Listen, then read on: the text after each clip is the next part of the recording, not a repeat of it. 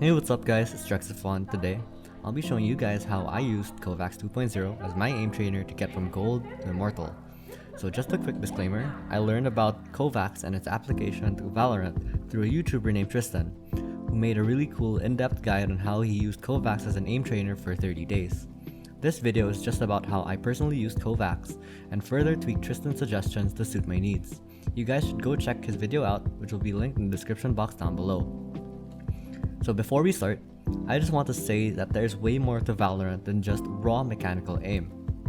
I decided to use Kovaak to further develop my aim discipline because I noticed, especially when I was hard stuck in the gold rank, my mechanics were very rough and led me to losing raw aim duels more often than not.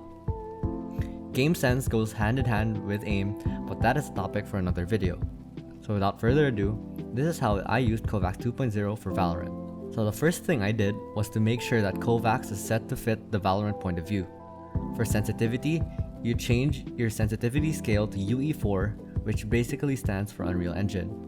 For horizontal sensitivity, I just copy my in-game Valorant sensitivity here, which is 0.24. I then adjust the field of view, or FOV, to 103, which is the FOV used in Valorant.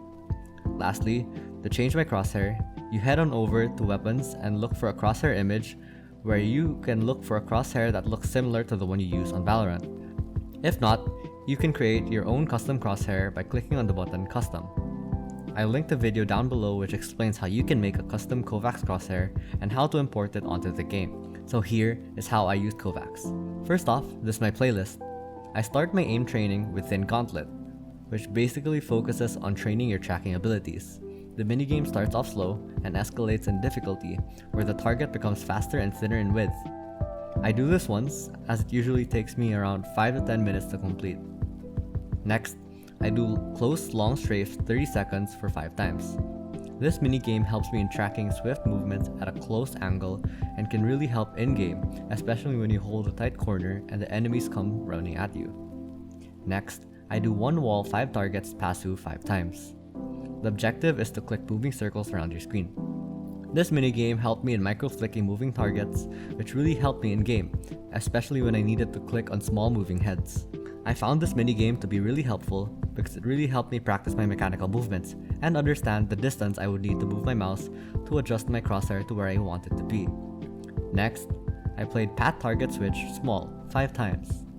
The objective of this minigame is to hit moving targets that resemble an enemy person, and at different heights.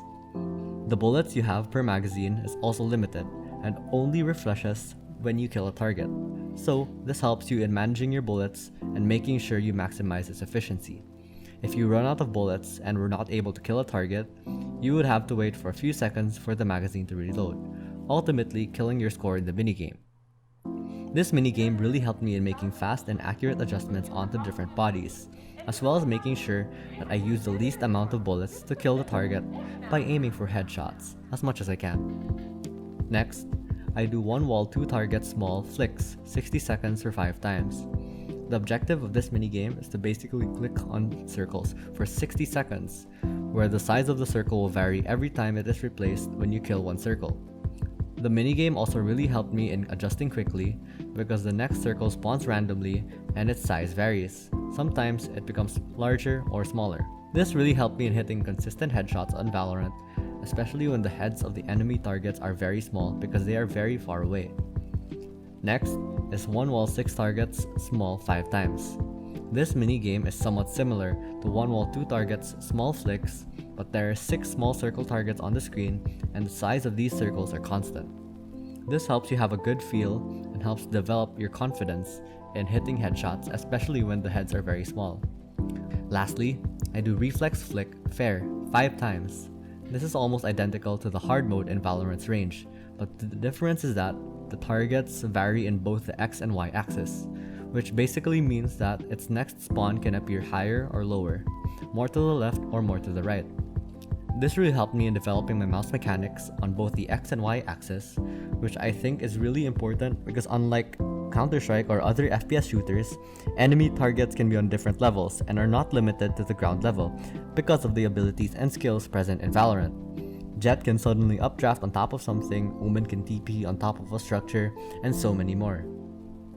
I tried to track my performance in every minigame on a Google Sheet, similar to how Tristan made his, and you can see in these graphs that my score gradually improved every day that I aim trained. There are some dips and days where I do worse than before, but that is perfectly fine. I stopped tracking my performance and scores on the sheet, but I did train almost every day for about a month and a half to around 2 months. I still play some minigames on Kovaak from time to time, but I don't religiously complete my playlist every day before I hop into competitive matches. So yeah, that's basically it. So I want to emphasize again that raw mechanical aim can only get you so far. There are so many more things that you need to learn, like game sense, crosshair placement, and many more, which will be the topic for another video.